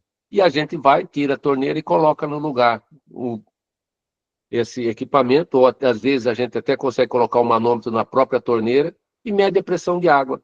Pressões de água acima de 10 metros de coluna d'água, 100 kPa, em geral, vamos dizer, golpe de ariete na certa. Por outro lado, em alguns casos, principalmente se a gente está trabalhando com prédios mais modernos, o chuveiro só funciona se tiver mais de 10 metros de coluna d'água de pressão. Então, a gente abre o chuveiro, fica só pingando, pingando, pingando. Tem que ter 10 metros de coluna d'água de pressão. Aí a gente põe o manômetro e verifica. Filtro, esses filtros elétricos aí, a maioria deles só funciona com pressões maiores que 10 metros de coluna d'água. Aí a gente compra, vem, põe em casa. Na nossa casa, a caixa d'água está com 4, 5 metros de altura, aí o negócio não funciona bem, fica pingando água. O manômetro ajuda a gente a fazer isso. A Camila está me perguntando como detectar anomalias em estrutura de concreto na etapa de fundação, por exemplo, cortinas ou estaca que se deslocaram. Nesse caso, Camila, só o monitoramento pode garantir. A gente chama de monitoramento o processo de medir o recalque ou deslocamento das cortinas, o recalque ou deslocamento de blocos de fundação, de pilares. Então, eu coloco no pilar um pininho, né, eu ponho um pino, e aí ponho um topógrafo para fazer o monitoramento, né, se esse pino está se deslocando. Com isso, a gente sabe se a fundação está atendendo desde a fase de construção até depois. E as cortinas, a mesma coisa. A gente põe os pinos e o topógrafo faz a verificação delas periodicamente. Tá? Isso na fase de construção, e claro, se a gente fez na fase de construção, em qualquer etapa da obra, da vida desse imóvel, a gente pode fazer a verificação outra vez. A NBR 15.575, se não me engano, no item 2, na parte 2, trata do controle tecnológico das fundações com uma tecnologia chamada prova de carga, em que a gente carrega a estaca, ou a sapata, ou o bloco, com a carga, o dobro daquela que ele vai experimentar enquanto o prédio estiver em funcionamento. Com isso, a gente sabe se os recalques são compatíveis e se a edificação estará estável por conta da fundação. É feito na fase de obra, é controle tecnológico. Próximo slide, por favor. Bom, esse slide aqui é o último dos nossos slides, e eu trago aqui o que compõe um relatório ou um laudo. Capa. É obrigatório, tem que ter capa. Mas capa por capa, não. Na capa tem que ter a identificação, logomarca do profissional, a sua discriminação. Então, eu sou técnico em edificações com o meu registro no conselho, no CRT 03, número tal, no CRT 01, número tal.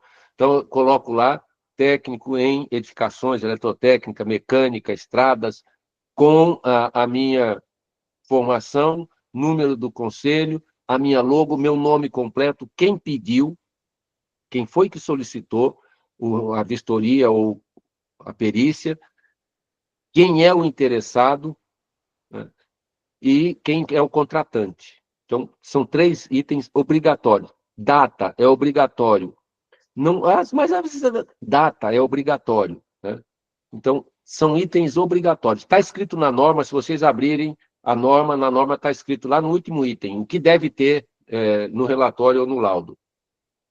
Introdução não é obrigatório, mas a gente costuma usar a introdução para dizer qual é o problema, para que quem for ler aquele relatório ou aquele laudo saiba do que se trata. Então, a gente faz uma introdução. A gente conta a historinha de por que existe esse trabalho, esse laudo ou esse relatório.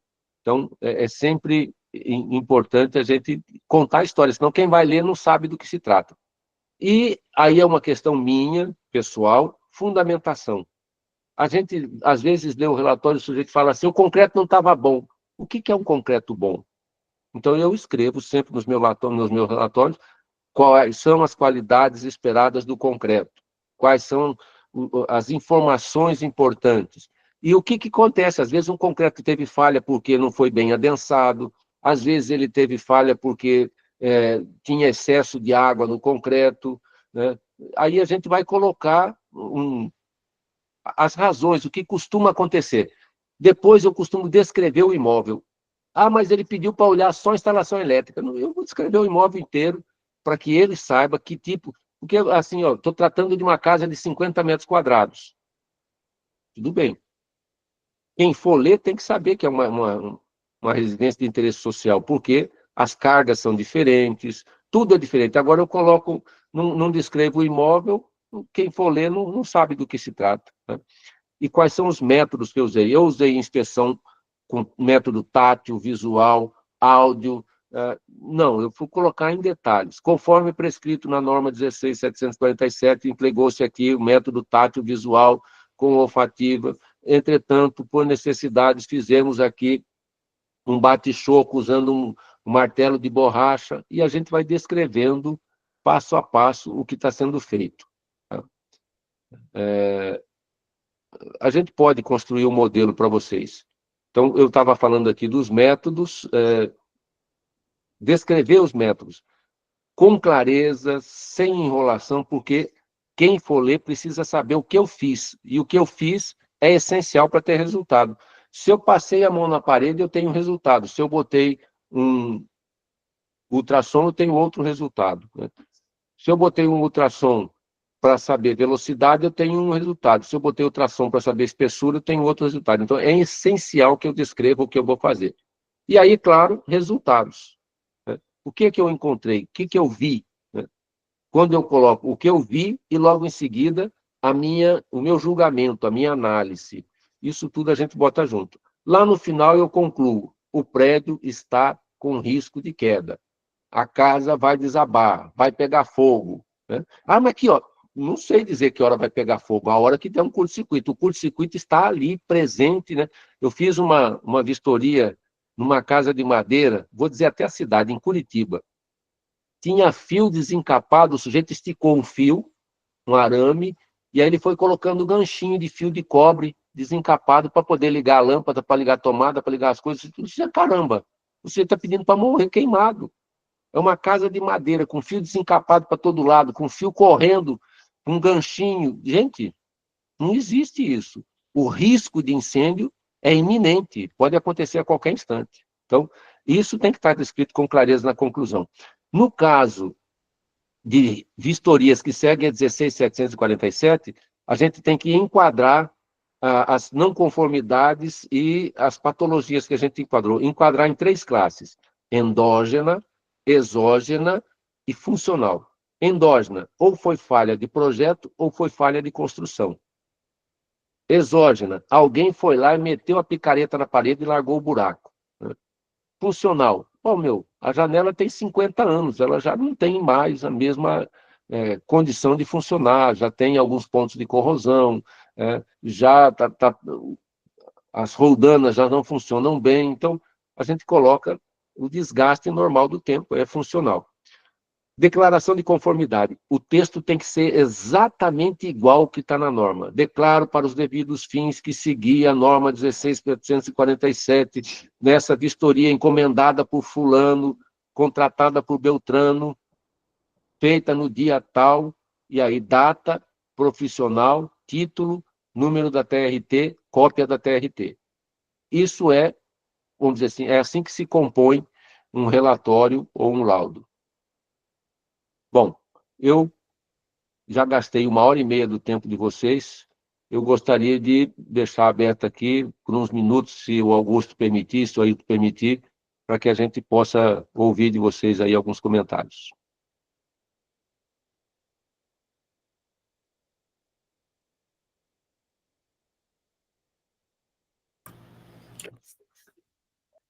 Perfeito, Wilson. Rafael, só a TRT, o pagamento não me interessa. O pagamento é um problema seu com o CRT. O que interessa para o cliente ou para o juiz é a TRT, registrada.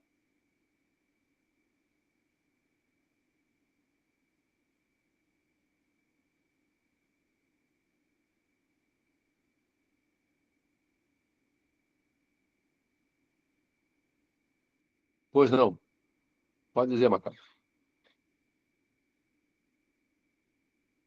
Acho que tem uma lista aqui. Vamos ver, Antônio, Ayrton, Augusto, pode gerenciar. Eu vou começar com a primeira pessoa, que foi Macau Consultoria, Aldenberg, acho que é isso, né? Não, são 3 pessoas diferentes. Macau Consultoria, por gentileza, comecemos.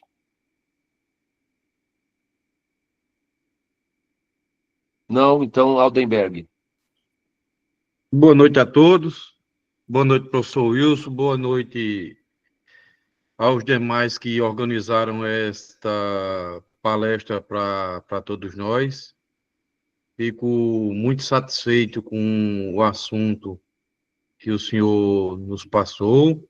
Agora, sim, eu sou formado em engenharia civil e minha especialidade são patologias, patologia.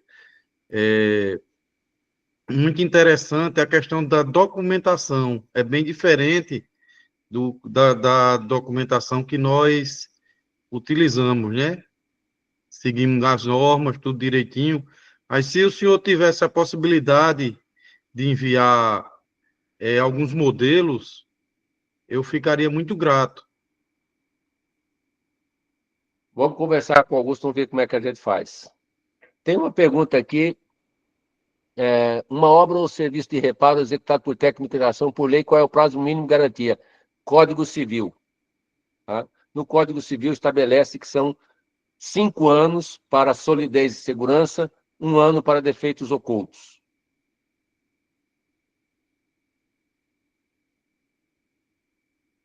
Antônio Souza. Professor, boa noite. Antes de tudo, lhe parabenizar pela aula, foi fantástica. E a minha pergunta foi em um trecho da sua apresentação, onde o senhor havia comentado que um dos parâmetros que a gente deveria levar em consideração era a legislação da época, a norma da época em que daquela edificação que a gente está avaliando, né? Sob o ponto de vista civil, sob o ponto de vista elétrico e por aí vai. A minha dúvida é a seguinte: a gente sabe que a norma, ao longo dos anos, ela vai sofrendo evolução, naturalmente, por razões mercadológicas, por razões de tecnologia, por razões de segurança.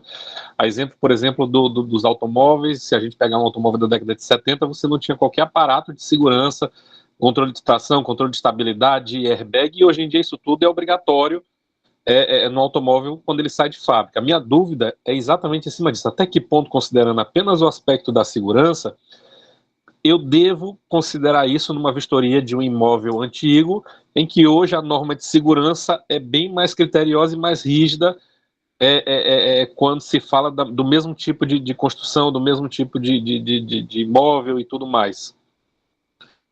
Perfeita a sua questão, Antônio. Há alguns aspectos que a gente pode fazer adaptações e ajustes. Vamos pegar o caso, por exemplo, de norma de controle de pânico e incêndio.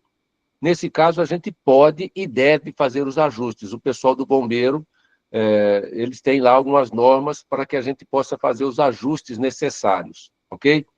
Então, esse eu estou dando um exemplo de caso em que a gente pode e deve fazer os ajustes. Mas, em alguns casos, não tem como.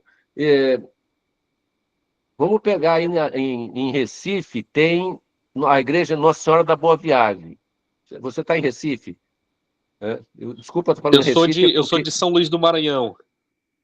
Bom, de São Luís eu não me lembro. Agora eu já estive em São Luís fazendo vistoria em imóveis lá, mas não me lembro de algum ponto característico. Mas vamos pegar o caso de uma dessas igrejas antigas lá de Salvador, como agora falaram do telhado que caiu. Veja, a construção daquela igreja, ela não atende a nenhuma das normas nossas, nenhuma. Né? Talvez a parte elétrica atenda. Como é que eu vou dizer que a igreja está condenada? Só porque ela não tem concreto? Só porque ela não tem armadura de aço? Então, nesse caso, o que a gente faz é monitorar, é acompanhar a estabilidade daqueles componentes. Então, há casos e casos. Alguns casos que a gente deve fazer, no caso da elétrica é um outro caso que a gente pode fazer todas as adaptações possíveis e necessárias, mas no caso da parede, da solidez, não tem como. Né? Eu fiz vistoria na casa do Barão de Paranaguá, eu fiz vistoria no Forte dos Reis Magos. Cara, não dá para eu fazer a vistoria com o padrão da norma de hoje, eu tenho que fazer a vistoria com o padrão daquela época e verificar. Ela é estável, ela é segura, e aí são outros critérios, a gente não pode usar o critério do dia a dia para avaliar, né? São outros critérios. Então, cada caso aí precisa ser analisado com mais calma, porque senão a gente pode condenar um imóvel que está em perfeitas condições. E, por outro lado, pode deixar passar um imóvel que está em ruínas. A Miriam pergunta se o problema de lençol freático está colocando em risco o elevador do condomínio no momento que está sendo drenado diariamente, só descoberta agora, vida de 17 anos, fora da garantia, pode ser questionado em uma perícia. Questionar, a gente pode questionar qualquer coisa. Agora, se nós temos direito a essa reclamação, se nós vamos ter ganho de causa, é outra história. Em geral, não tem, porque o prazo é de 5 anos. Se isso não foi descoberto, não foi se queixado nos 5 anos, não tem mais direito do ponto de vista legal.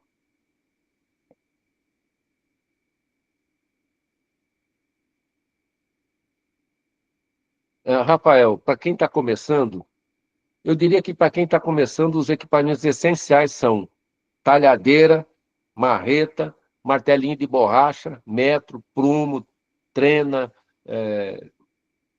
nível, são equipamentos comuns, que a gente tem, né, com fácil acesso e baixo custo. Você monta um kit com essas ferramentas, aí com 300, 400 reais, você monta um kit muito bom.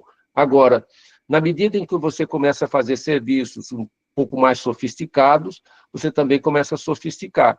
Para uma vistoria, por exemplo, de aluguel, eu não me preocuparia com essas coisas. Eu vou trabalhar realmente, essencialmente, com o que está previsto na norma, que é audição, né, visão e tato.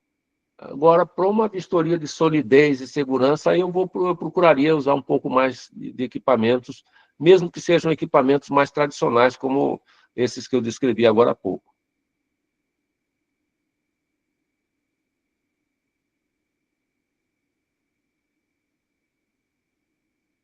A menos de alguma... Kevin me pergunta se os itens de vistoria para imóvel financiado, imóvel usado, financiamento de imóvel usado. Não, cada agente financeiro tem uma norma. A Caixa Econômica, que é o maior agente financeiro, tem um conjunto de normas diferente das outras instituições. Para a Caixa Econômica, a gente costuma aplicar em imóvel usado a norma 16.747, atende todos os quesitos dela. Alguns casos, a Caixa Econômica, para imóveis novos, por exemplo, nós fizemos para uma construtora que tinha 600 casas, ela ia colocar no Minha Casa Minha Vida. A Caixa Econômica exigiu que a gente fizesse a aplicação da norma 15.575, porque eram imóveis novos, né? Então, cada agente financeiro tem as suas próprias normas. O Banco do Brasil é mais exigente, os bancos privados, eles se preocupam muito mais com as garantias e com a solidez do que com as condições do imóvel propriamente dita.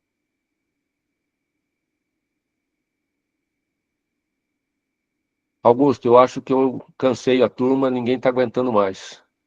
Devolvo a palavra para vocês. Não, professor, a gente estamos só prestando atenção e tentando aproveitar o máximo possível.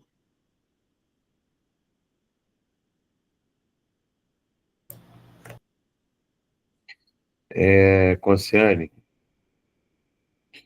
o professor Ayrton falando aqui. Pois não, Ailton. Ailton, pode falar, fica à vontade. Vamos lá. A gente somar um pouquinho aqui, né? Eu vi aquela foto da parte elétrica, que é mais a minha área, e assustador. Mas, durante um período de tempo, eu já fiz algumas inspeções elétricas em alguns prédios e deixar estarrecido, assim, ou deixar sem manutenção preventiva, preditiva, é um hábito, como você bem colocou, a manutenção preventiva, ela não acontece, entendeu? Ela é uma manutenção. É igual aquele cara que tem o carro velho, que enquanto está andando, ele vai andar, tá bom. Ele só vai levar para consertar a hora que o carro parar de vez. E a gente encontra hoje novas tecnologias para facilitar a vida, e você tem equipamentos. E a gente tira vários exemplos aí de incêndios causados por, às vezes não, assim, nem sempre é curto-circuito. Na maioria das vezes é sobrecarga. Ligam demais, mais equipamento que comporta a instalação. Esquece que, por força de norma, já que a gente falou bastante delas, a NBS 5410 fala da distância que você tem por ampere-metro, e você tem que subir uma bitola a cada distância. E, às vezes, a gente faz um caso aqui para poder ilustrar. Fiz um orçamento para um cliente que ele queria iluminar uma quadra de futebol, e só que o ponto de entrega da energia ficava a mais ou menos 800 metros do local da quadra. E aí eu falei para ele, é melhor você instalar uma pequena subestação comprar da alta, colocar uma subestação e virar cliente A, que ele não entendia a diferença entre cliente A e cliente B, do que você fazer um cabeamento que vai ficar extremamente caro, extremamente grosso e inviável, até por questão de logística de você levar esse equipamento todo para lá. Então, achei maravilhoso aí a posição do professor Conciani. Então, só para ilustrar aqui um pouquinho.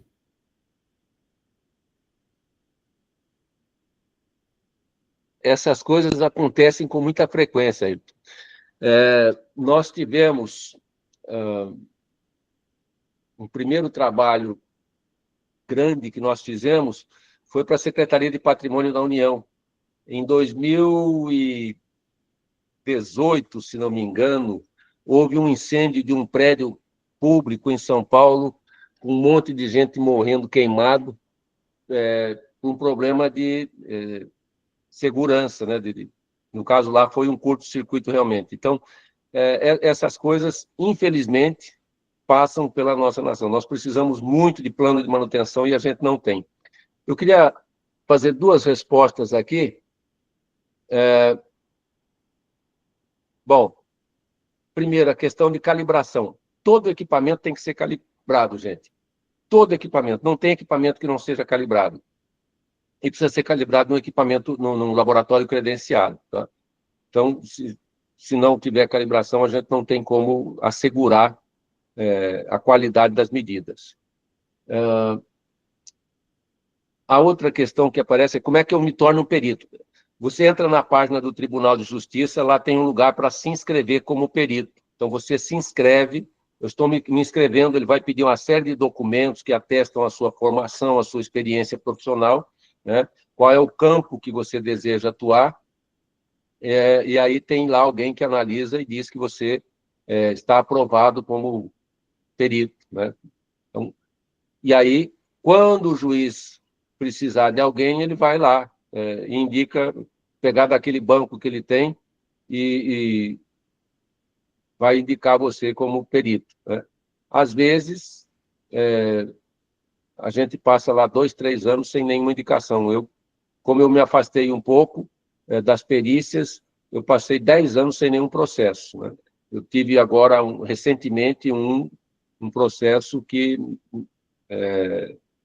o perito me chamou para ser assistente, e aí acabei, em vez de ser o perito principal, sendo assistente, porque era um ponto muito específico. Então, quem te credencia é o Tribunal de Justiça.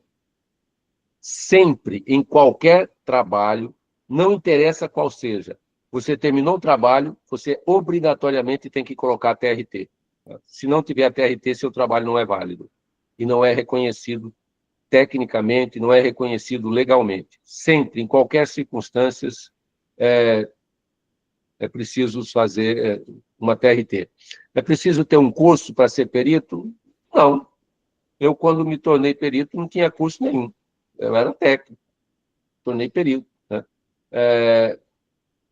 Agora, obviamente que quanto mais a gente se capacita, melhor é o trabalho da gente, né? Então, sempre é muito bom. Tem aí um pessoal que tem um instituto de perícias, que tem... Eu me fiz uma perícia ambiental no Ministério Público, o Ministério Público ofereceu, eu fiz no Ministério Público um curso de perícia ambiental, então tem um punhado de oportunidades. Eloá, por gentileza. Boa noite, professor Wilson. Boa noite a todos os presentes. Eu gostei muito da aula do senhor, muito didática, muito direta, objetiva. E, assim, eu sou arquiteta, né? E quando a gente sai da universidade, a gente não sai com muito aparato técnico, vamos dizer assim. E eu estou adentrando nesse universo de laudos, perícias. Eu vi que o senhor comentou sobre os laudos para as instituições Banco do Brasil, Caixa. Aí eu queria saber se o senhor já fez laudos para essas instituições, credenciamento, como é que funciona. E se não vou pedir muito, eu gostaria que o senhor disponibilizasse um modelo de laudo em avaliações de imóveis urbanos. É isso. Não sei se deu para entender. Bom, eu vou ver ver com o Augusto como é que eu faço aqui para disponibilizar para vocês um modelo. Em qualquer circunstância, você precisa ser credenciada pela instituição que você quer fazer perícia. Por exemplo, no no Tribunal de Justiça é o lugar onde a gente se torna perito efetivamente, né? Você só é perito quando é credenciado pela Justiça. Então, perito, Justiça. Você tem que ir lá na Justiça e se credenciar para ser perito. Mas eu quero ser da Caixa Econômica. Bom, então você vai lá na Caixa Econômica e se credencia para ser engenheiro avaliador, ou engenheiro vistoriador, no seu caso, arquiteto, né? No caso da maioria dos meninos e meninas que estão aqui, técnicos em edificações, técnicos em eletrotécnica, técnicos em eletromecânica, mecânica e por aí afora. Enfim, você se credencia na instituição onde você quer. Eu tenho amigos que só fazem na vida uma coisa, só perícia, né? Eu tive um aluno que ele se especializou em perícias, ele só faz perícia. Ele já tem uns 20 ou 30 anos que ele só faz perícia. E ele me dizia assim, professor, o ruim da perícia é que demora muito para receber. A gente demora 4 ou 5 anos para receber, mas um dia a gente recebe. Então, é aguardar, né? Você escolhe a instituição para onde você quer atuar e vai nessa instituição e se credencia. Você, Eloá, você é de Recife, né? Seu sotaque está bem recifeiro. Não, eu sou de Alagoas, Arapiraca, Alagoas. Arapiraca. Aí tem uns ex-alunos meus que trabalham no Instituto Federal de Alagoas aí. Bom, então, assim, você pode se credenciar na Caixa Econômica aí, ou no Banco do Brasil aí, porque eles têm interesse em ter profissionais credenciados, tá? Ou, se você quiser ser perita judicial, se inscreva no Tribunal de Justiça. Vai na página do Tribunal de Justiça e procura lá onde se inscrever como perito, e cada estado, cada unidade da federação tem um sistema diferente. Beleza.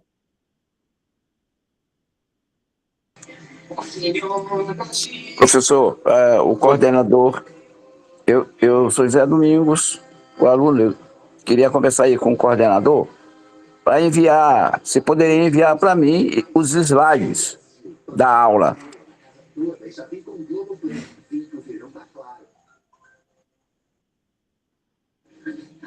Não sei se tem como, tem que ver a possibilidade que o BATEC tem de fazer, que o Conselho tem de fazer. Eu acho que eles estão procurando um caminho aí, porque hoje, inclusive, a gente podia ter transmitido pelo YouTube, nós tivemos algumas dificuldades, vai ser gravado. Então, eu penso que ele vai colocar isso num grupo de vocês, nas inscrições vocês informaram condições para que isso acontecesse, aí, quando for possível, ele faz a distribuição. Ok.